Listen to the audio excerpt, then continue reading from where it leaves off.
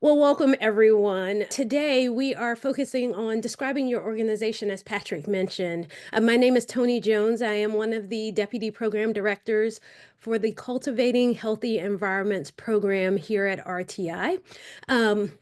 Just really quickly, we should still be on that intro slide.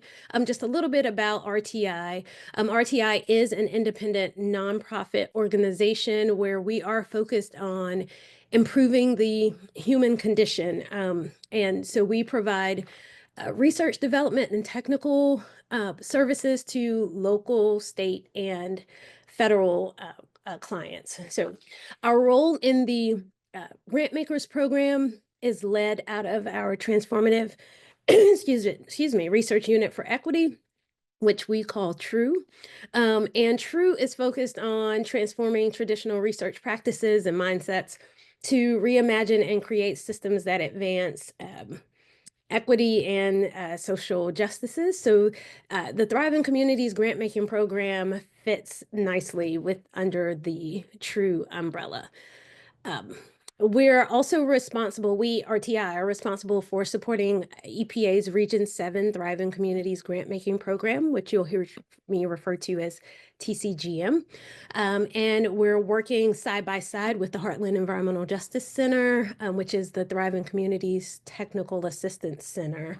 And you'll hear a little more from them later. So next slide, please. And I'm going to try one more thing to see if I can be on the same slides that you all are seeing. Let's see if that works. Yes, great. Okay, so I am seeing upcoming webinars and work sessions. Hopefully that's the slide that you all are also seeing. So as we mentioned, this is the second of a four-part series of webinars. Today, we're going to focus on describing your organization.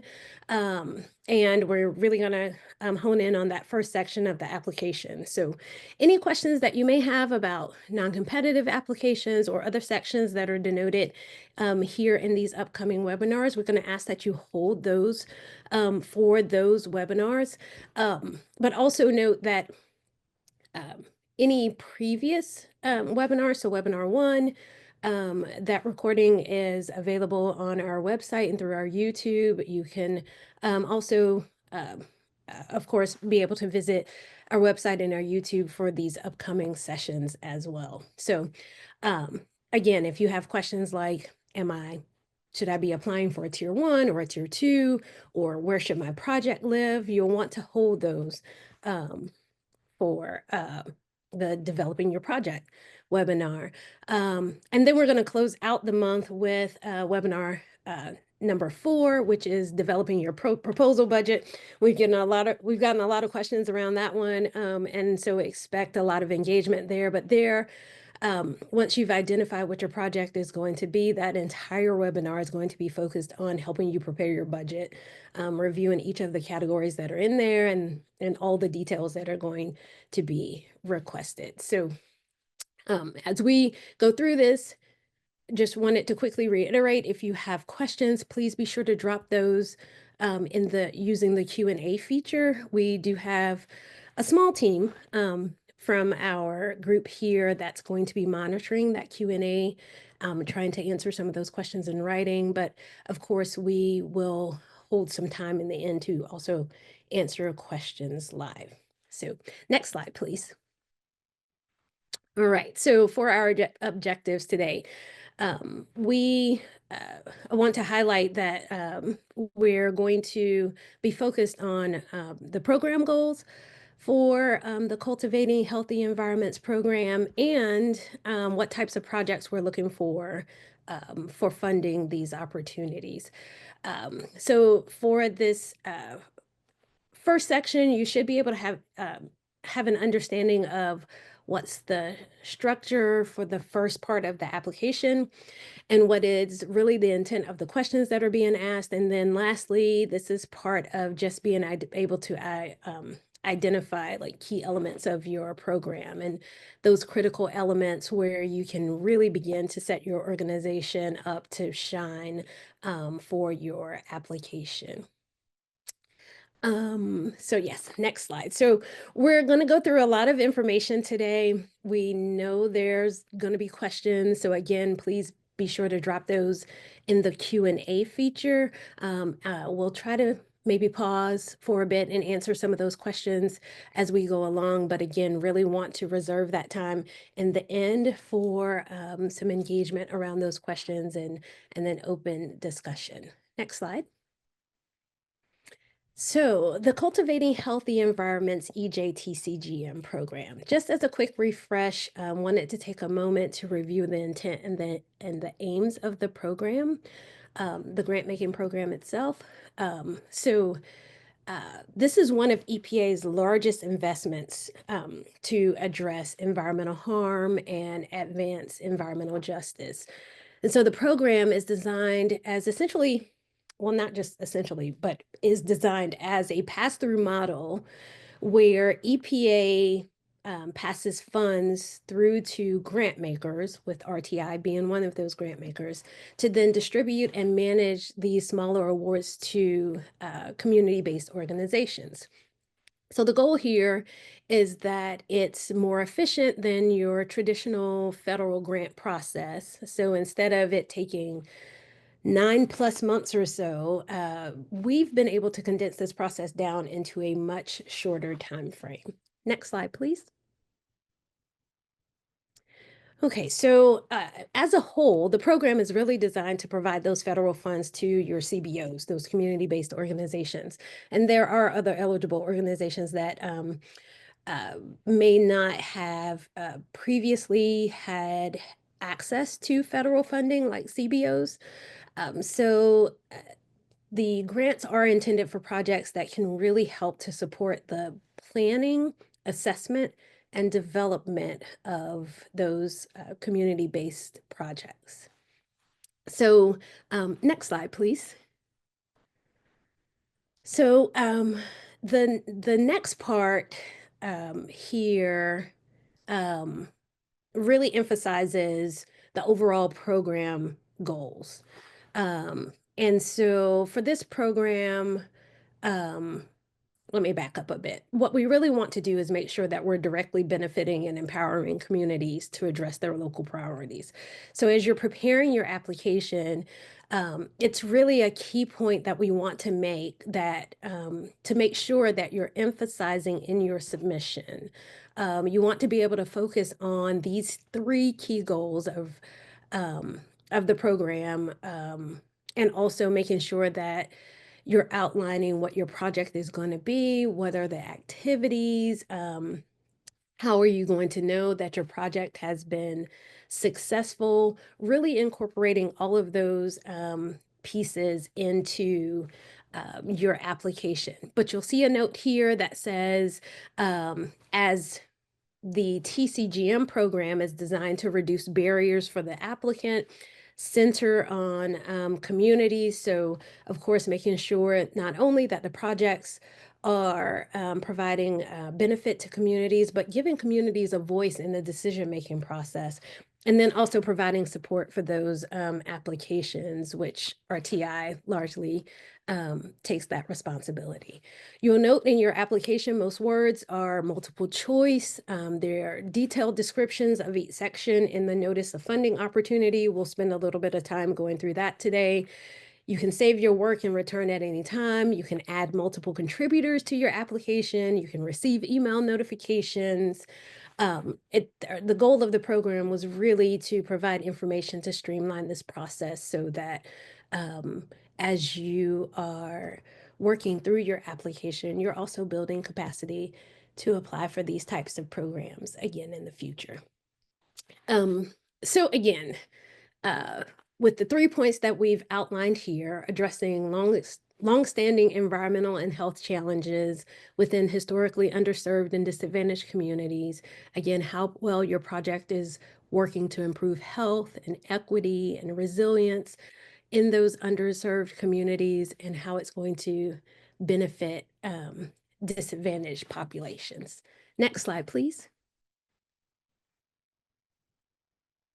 Okay, so just taking a quick moment on this slide, if you've attended any of our other listening sessions or webinars, or even visited our website, you're likely familiar with this slide. It shows up a lot in our presentations, but it packs a lot of information into one nice little slide. I also want to point out too, if you're trying to take notes right now, or you're doing screenshots or things like that, please take that burden off of yourself. Just listen to the webinar, engage, get your questions ready, because again, these slides will be made available to participants and also available on our website so that you can go back and review the recording. So again, on this slide, we have 4 opportunities under this program.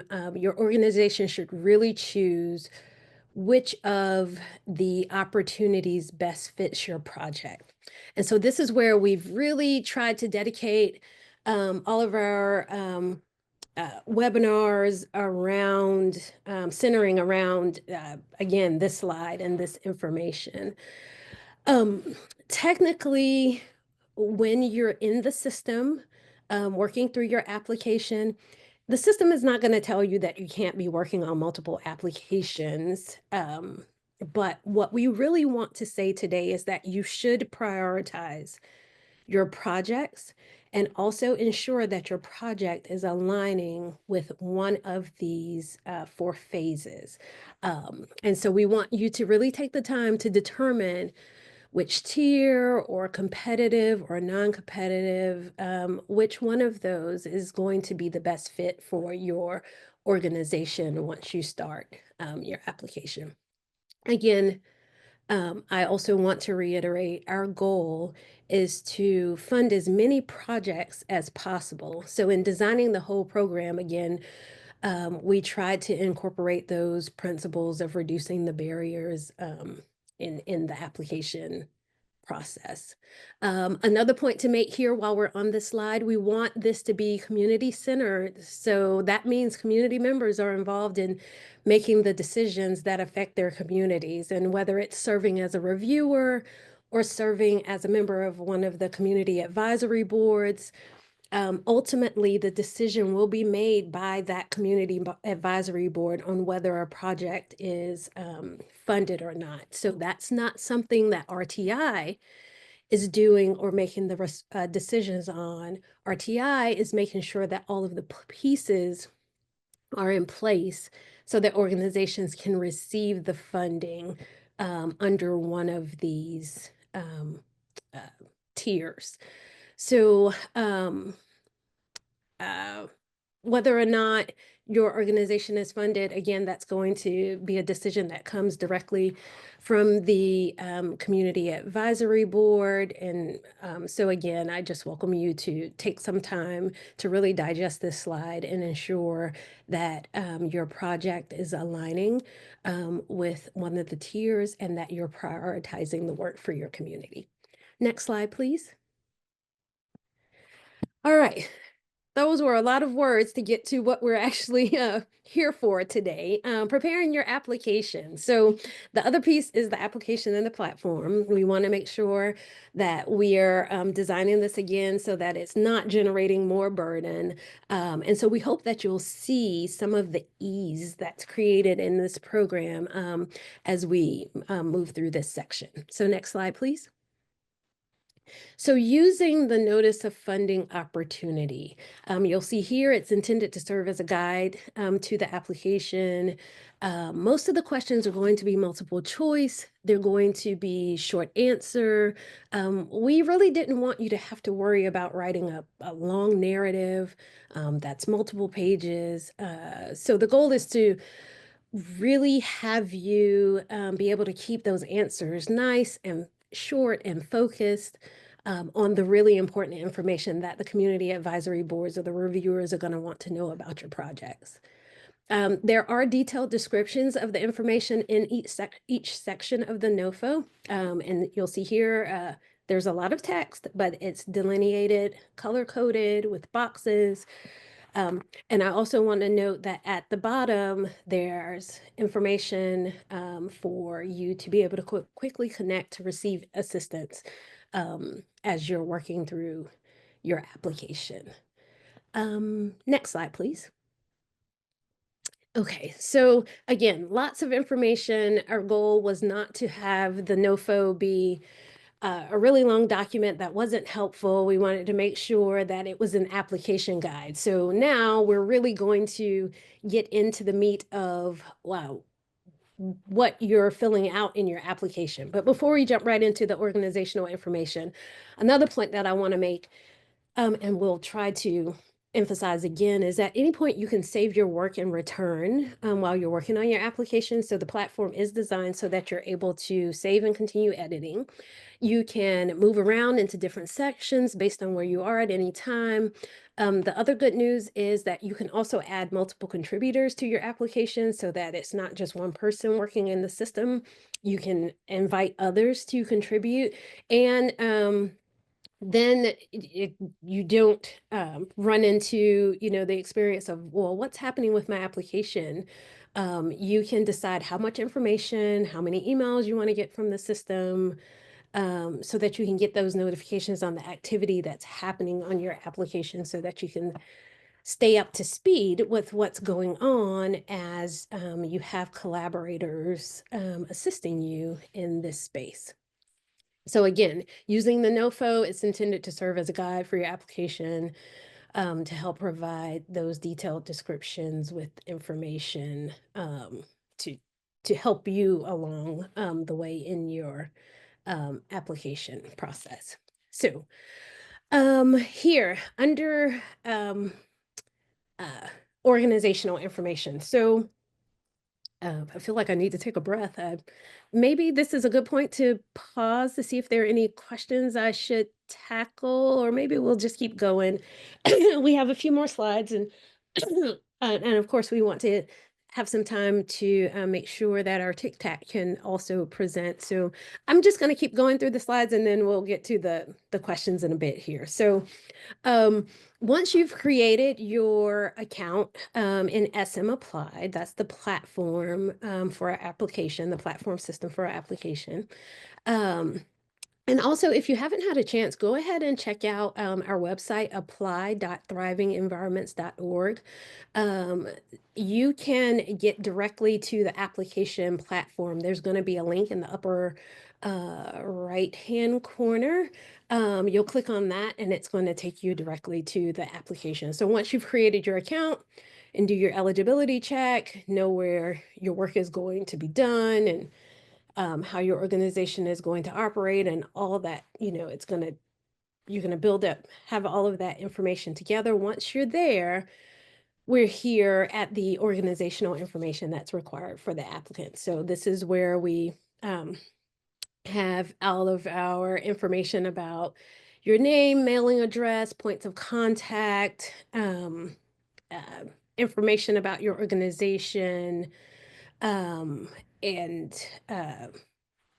different details that you're also going to include in your application. So this first section. Tony, we did have one question that's being Oh, asked a yes, few yes. times I think you might be I'm able to sorry. help with and Yes. clarify.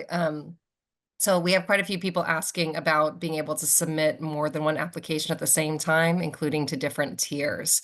So just Mhm. wondering what is allowed there. Yes. So, sorry if I went too quickly over that. The system will allow you to submit multiple projects to different tiers.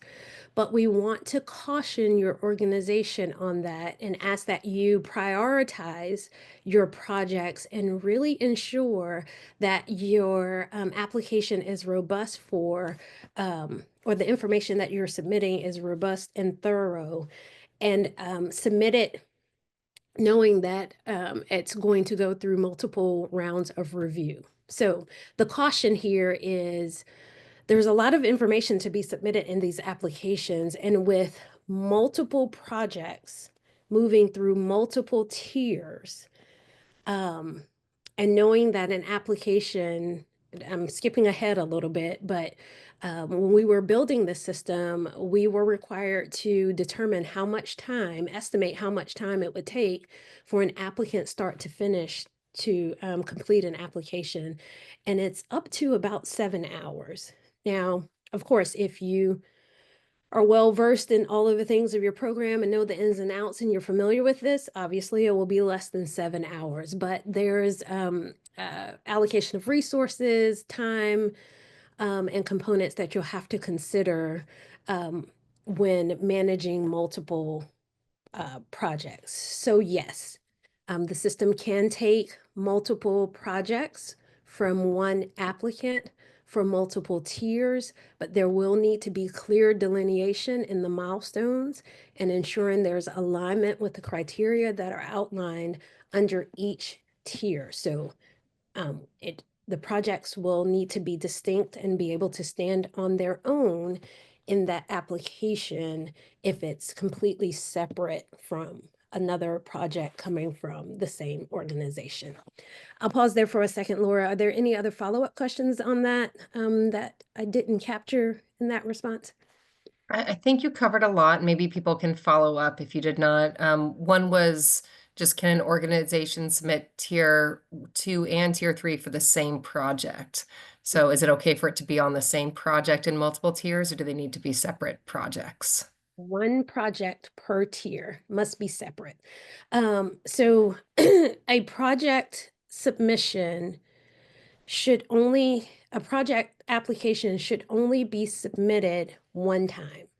That is with the grant maker, within the region, within the tier. And so there will be a review process. And if your concern is, well, I'm not sure, my project seems like it's planning, but there's some development here. It could be a tier 2, but the milestones, just as many, fall into a tier 3. This is where we welcome you to attend one of those webinars or either do that playback to get some clarity around alignment for your project. But also, I want to point out that our system is set up to do a 10-day administrative review. So once your application is submitted, we will have a team that will do a cursory review of your project. And one of the things that we'll be looking at is alignment with the tiers. And so there will be feedback provided to your organization outlining whether or not there is a tier up that better serves what's delineated in your project. But we do ask that one project per tier, and that your project not be submitted to multiple tiers in repetition. Thank you, Tony. I think that covers it. And if there are any other questions, just go ahead and put them in the Q&A. I know we have a lot to cover in the little bit of time we have left, so thank you. Okay, cool. All right, so identifying your organization. So the first question is provide the name of your organization. So that is the name of the applying organization. So make sure you spell out your organization name. We've got some great acronyms out there, and that's wonderful, but we want to make sure that you give us enough information so that we can look up your organization, confirm your eligibility. That goes back to that administrative review that I just talked about, which is not there to penalize you, but it is there to just do that quick check so that you're not waiting 3 months, 4 months to find out if you're going to receive an award, only to hear that the acronym was missing a letter, or that there was an error with the zip code. So our goal is to take a look, do that cursory administrative review, and provide that feedback. So again, we want to make sure that you confirm, you spell out your organization name, that we have the correct spelling. Next, we're going to look to see or ask for your mailing address. And so this information is not shared with reviewers. But we still want to make sure that we have that information in hand. This essentially just tells us if we need to send you some information, where does that information go? Again, if your organization meets one of the qualifying criteria for a severely capacity constrained grant, we'll also use this information to make sure we can do a double check to confirm eligibility for that. Now, if your organization has a PO box, that's okay, because again, we're essentially looking for that information that says, if we need to mail you something, where should it be sent? Um, let's see. So I'm gonna do a quick time check. I'm gonna try to speed up just a little bit here. So identifying key contacts for your project, of course, that first point of contact, that is your primary point of contact, that is the person who's going to be your lead, the key person that you would like to have as essentially that person who's doing all of the primary correspondence for your organization. Under your fiscal point of contact, one thing I do want to point out is that EPA does not recognize fiscal sponsors. So whoever is going to be receiving the funds is the name of the applying organization. So that needs to be clearly presented in that previous section. But again, for your financial point of contact, that may be the same person as your primary point of contact.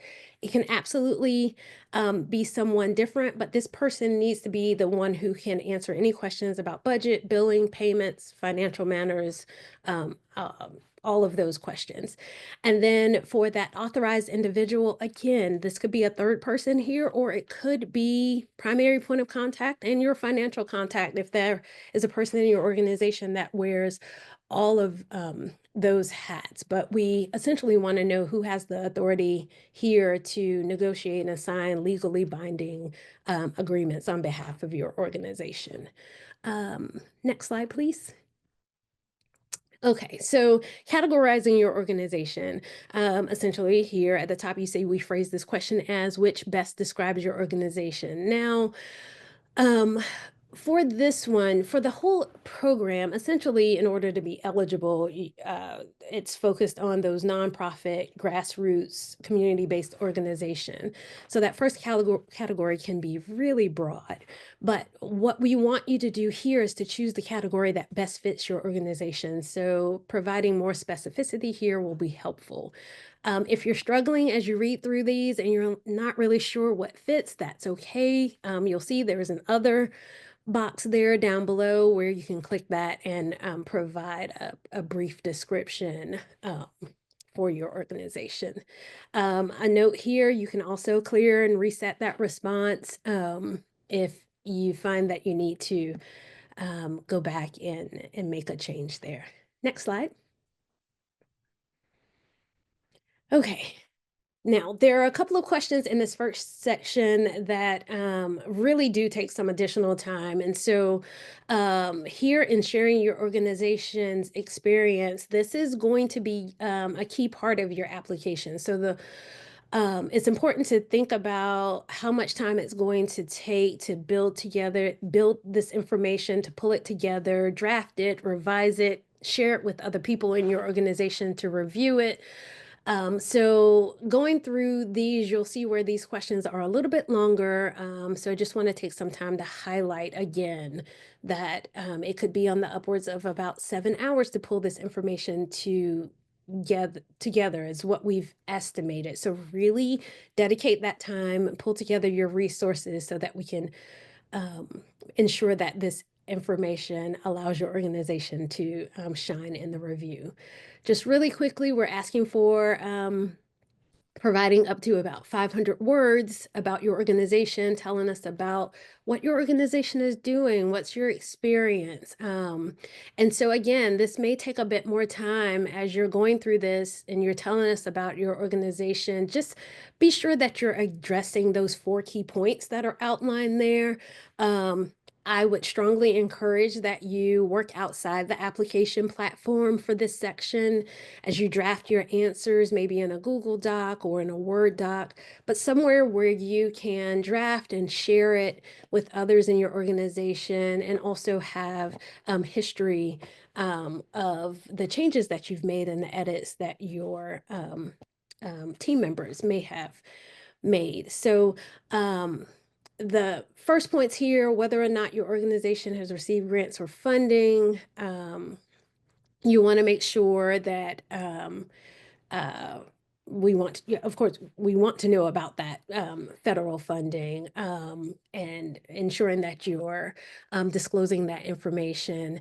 And if you've never received funding, you want to outline that information as well. So again, and for the sake of time, I think I'm going to just speed up just a little bit past this slide. I just want to pause for a second to see if there's anything else there. Oh, I see you're moving us right along, Patrick. All right, so I'm going to keep with Patrick's pace here because he is watching the time likely a little bit better than I am here. But here, locating your organization's um, identifier. So again, now that we've outlined your background about your organization, you've used some language from your website to pull together that draft. We have this section here that's essentially going to help guide you in locating your organization's identifier. So does your organization have that UEI, that unique entity identifier? Yes, no. Does your organization need assistance in acquiring that UEI? We have that there. Now, again, this one is information that is not shared with the reviewers, and there is assistance available in helping you obtain that UEI. The website is www.sam.gov. But if you need additional assistance, there's technical assistance within the TCGM team, and also the TICTAC is available to provide some assistance there too. Next slide. Reporting on your organization's finances. Hopefully this one can be pretty straightforward.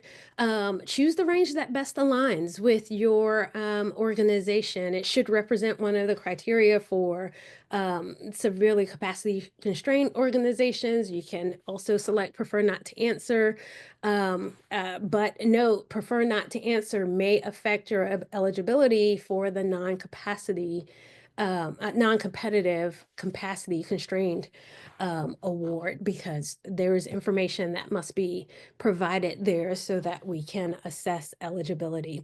There's a note there that says you may be asked to provide details depending upon the review during that initial administrative review. So again, there will be a set of eyes on your application looking at any potential gaps or concerns that can be addressed up front so that they don't become obstacles in the review of your application and future funding decision. Next slide, please.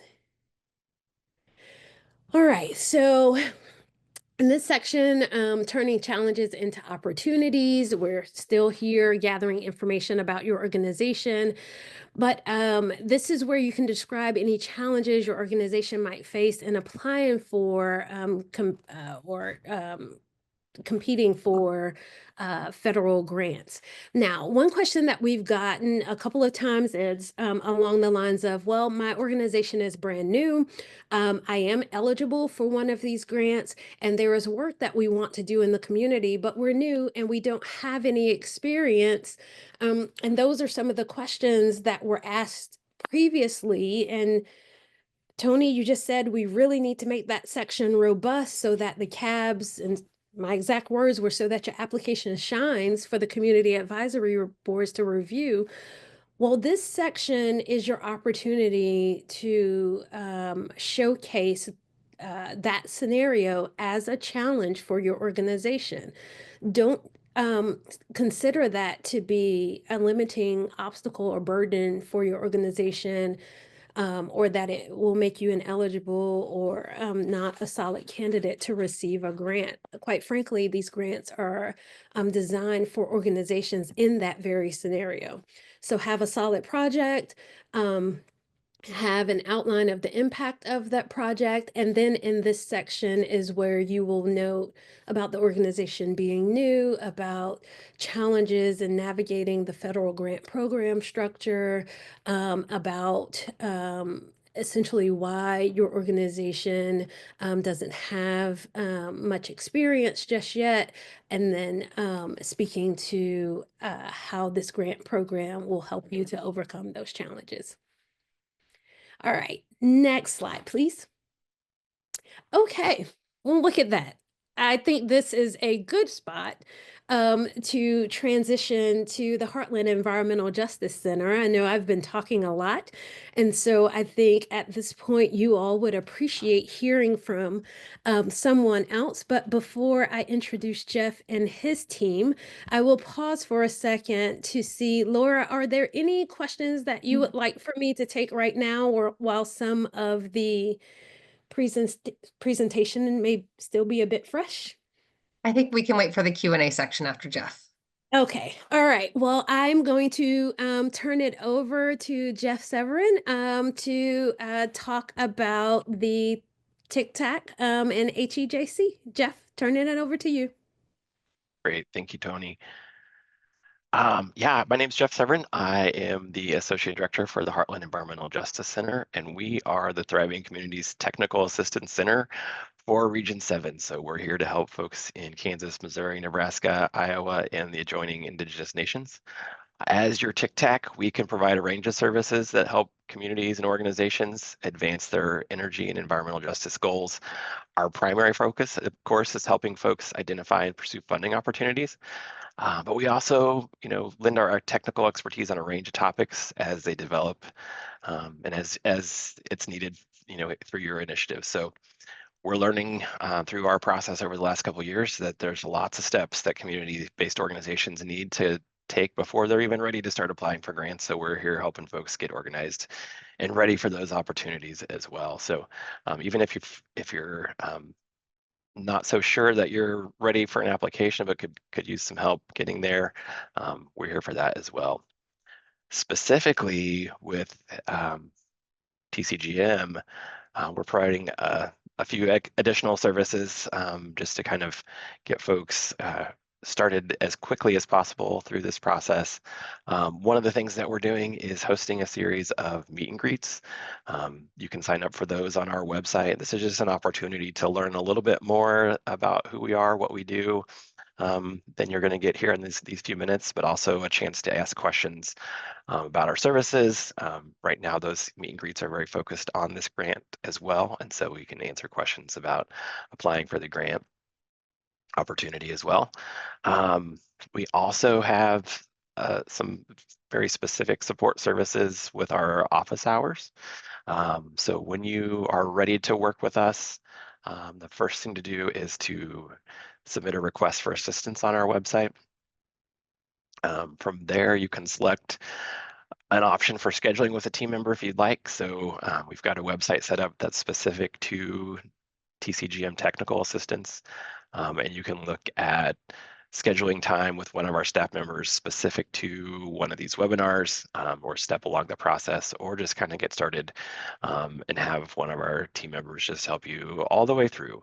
So we're really here to kind of customize our technical assistance to what you need, whether that's just a conversation to get started or if it's really detailed support as you're working through the application. We also have a partner network, and one of those partners, which has already been shared, is the EPN Environmental Protection Network. They have a great step-by-step guide on their website that you can check out specific to TCGM. As part of that, as Tony mentioned, they offer office hours to assist with your SAM.gov registration, getting that UEI. But there's also links in that tool or in that step-by-step guide to their AI tool.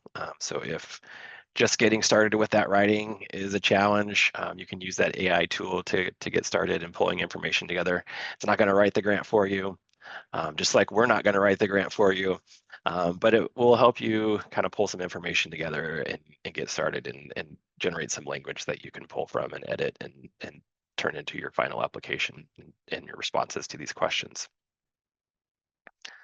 And then finally, we are going to be working on developing, or we are working on developing some workshops. The first of those will be promoted later this month. You'll hopefully see a little bit more about the details. We'll be doing kind of a first round this next grant cycle, and then spreading that throughout the region. So in order to stay informed of those opportunities, just go to our website down at the bottom, and it probably will just pop up when you get there, but there's a link at the bottom to sign up for our newsletter, so that anytime we send out information about upcoming events, you'll be the first to know. Next slide. So here's the best way to connect with us. Always start with our website. If you're ready to request assistance, click on that request assistance button, and then there's a short form there. It just gives us a little bit more info about your organization, who you are, what kind of challenges you're working with. If you're contacting us specifically for TCGM, there is a place there to note that. There's a drop-down menu that you can select that you have questions about Thriving Communities Grantmaker. And then from there, you can get directed to one of our staff members. Again, we provide these services regardless of the grant. So if there's something else that you're exploring, or if there's something in addition to this that you're exploring, we can also provide support that way. I already mentioned, our email list, so take a look at that. And of course, we're on Facebook and LinkedIn as well, so you can find us there. I think that's all I've got. Perfect. Thank you, Jeff. Now's the time that we'd like to open the floor and hear any questions that you have. We have a couple in the Q&A that I will probably send over to Tony to answer, but also if you have any others, feel free to add them in there, or you can even raise your hands and we can unmute you and you can ask directly. So we'll try and get as many as we can, and any that we can't, we'll follow up later, and we're going to have the Q&A on the website so any questions that are not answered today will be answered on the website later. So for the first question, this one's been pending for a while, Tony. So they're asking about, specifically on the NOFO page 24, it's asking if you can clarify that real property purchases, such as principal and interest, are not allowed without specific authorization. Can you talk about real property purchases? So that one, again, we're going to have to hold that one for the budget webinar. Also, just note that some of these questions that are more detailed and specific around certain topics, we will take those back and provide additional clarity as a follow-up to those. But essentially, we want to make sure that we have the right team. There's a large team of folks working on the program so that we get you the accurate answer. So I'll ask that we hold on that one. Okay, great. So the next one is from Tony. He says he's with a university and is a project manager for a small program within the school. Should he enter the project budget or the university budget? So it depends. When in your application, in your section where you are describing the project and its milestones, you should enter project budget there. If you're asking about when describing your organization, particularly around those non-competitive grants or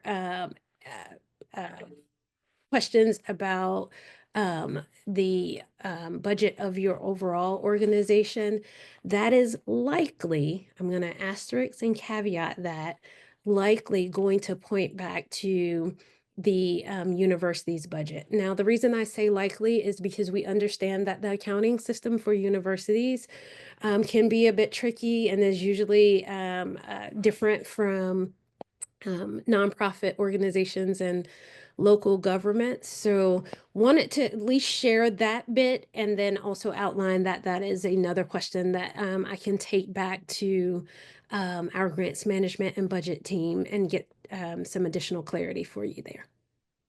Great questions. Thank you, Tony.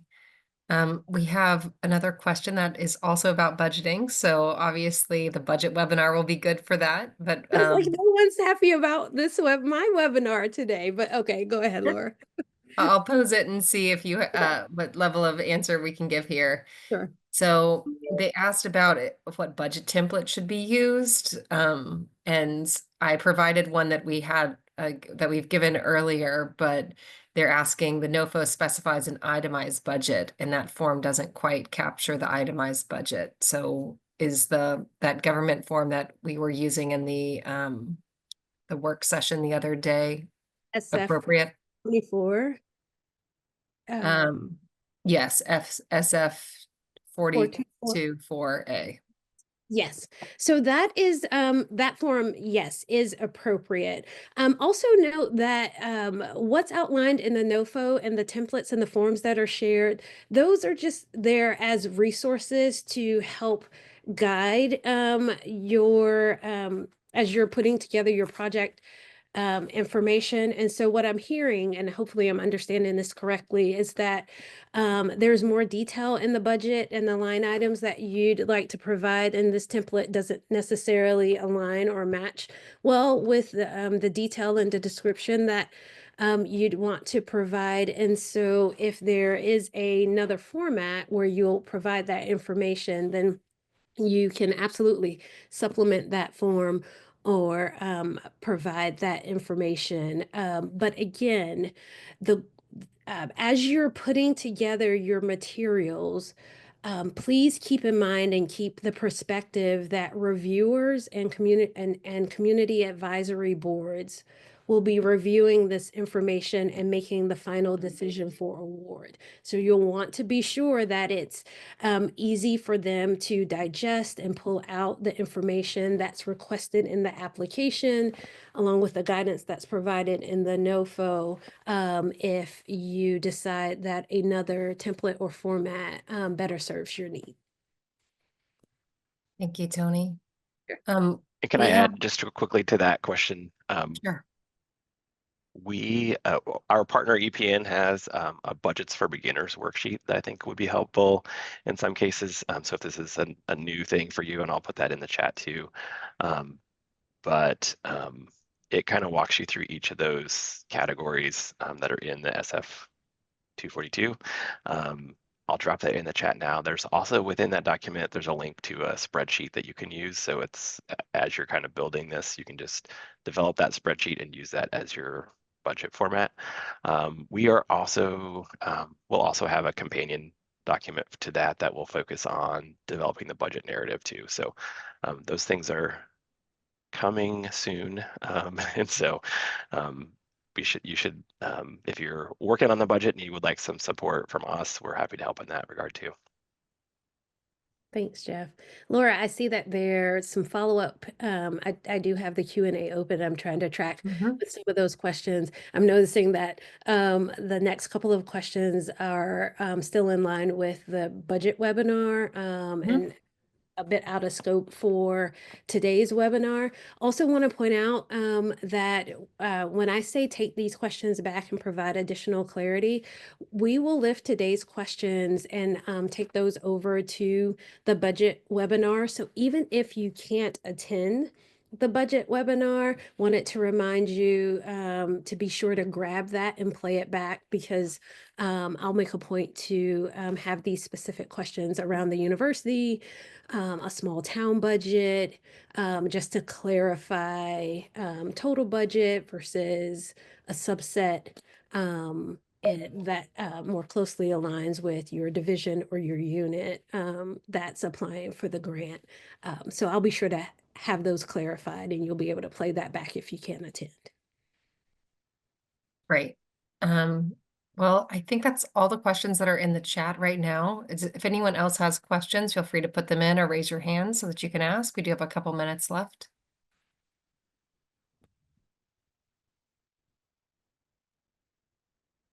And I guess we could go ahead with the final slides, and if any other questions come up, we can stay on to answer them. Okay, yes, sure. So while you all are thinking about any other questions that you may have, I wanted to go back to the slide to highlight our next round of webinars. Webinar 3, developing your project. Here, we're going to focus on those project-related questions. Again, really get into delineating the criteria in the different tiers. And webinar number 4, I think this one will be sure to have our teams there to right there in hand. You'll have your budget and your application. And the other hand, you'll have your NOFO, and then we'll have our teams there to provide some technical assistance to walk through these really specific questions around developing your proposal budget. So just note that that one is on coming up on January 24th. I will pause to see if there are any questions. If no questions have come up, we'd like to, oh, sorry, one more slide, just one more. Wanted to take a second here to just highlight there are many opportunities for you to stay connected to the EJTCGM program. So, of course, if you're submitting your application, we look forward to reviewing that and connecting with you that way. If you would like to stay abreast of information about the program, go ahead and drop your name and information there to join our listserv. And then you can also select an area of interest. You can select all of them. But if it's just specific to applying for a grant, or if you're interested in being a reviewer or serving on a community advisory board or helping us get the word out in Region 7 about these grants and about the scope of the grants, we would appreciate that assistance too. We want to make sure that communities that need these grants most can receive them and benefit from them. So a couple of ways to stay connected there. If I We could, are, we did also put up a poll just to, we'd love to continue improving these sessions. So if you could answer those 2 quick questions about how the session went for you, if we were able to answer your questions, we'd really appreciate it. And there was one more question in the chat and in the Q&A session, and it is, I think I might be able to give some answer to it. It is still about the budget, and it's talking about the itemization of that form. So I think it's important to have both the budget form and the project narrative. So maybe, Tony, if you could talk to those 2 different parts that you do need to submit. So the budget form would not be the only thing you would submit. You also need to submit a budget narrative that goes alongside that. that's absolutely right. I'm not sure, Laura, if there's any more that I can add to that. That would be helpful for the person who's asking the question. But yes, those are 2 separate pieces, 2 distinct pieces that will need to be submitted with your application.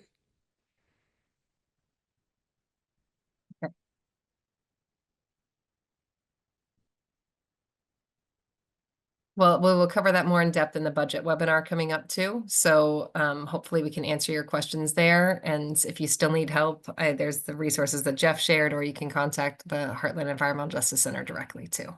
Yeah, thank you, Laura. I also want to take a just really quickly take a second. I'm looking at the question, and the last part of that question really jumped out at me about potentially being penalized in the CAB review if less detail is provided than others.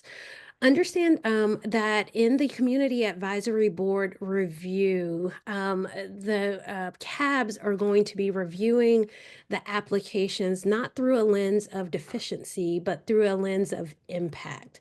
And this is why we have multiple steps designed in the program so that we can get through if there's a template issue, or if there's an administrative issue, or there's a number off in the zip code or something along those lines. We're going to take a look at that at the front end and then connect with your organization. The goal is within 10 days to provide some feedback so that we can make those adjustments quickly and then move them onto the CABs. The community advisory boards are largely going to be reviewing those applications for impact. So as you put together your budget and you put together your narrative, you want to make sure that your project narrative pieces are clearly defining the goals of your project and the extent of the impact for whatever environmental harm or environmental harm that your project is mitigating. So just quickly wanted to clarify, the goal of the program is not to penalize essentially under any scenario that's a sincere submission with integrity. Our goal is to really ensure that these grants are used to upstand projects that are going to advance equity and address environmental harm in communities. Did we get any other questions while I was using all of those words, Laura? No, that's it. We have an empty queue right now. Okay. All right. Well, with that, I will take this opportunity to again point out that we do have on the slide other ways that you can get in touch with us through either through our website or connecting to our social media channels. Of course, noting that on our YouTube, we will hold or will upload videos, the recordings of these sessions so that you can play those back. So want to thank you for your time today. Thank you for those questions, and we look forward to connecting with you in our next webinar. Have a great day, everyone.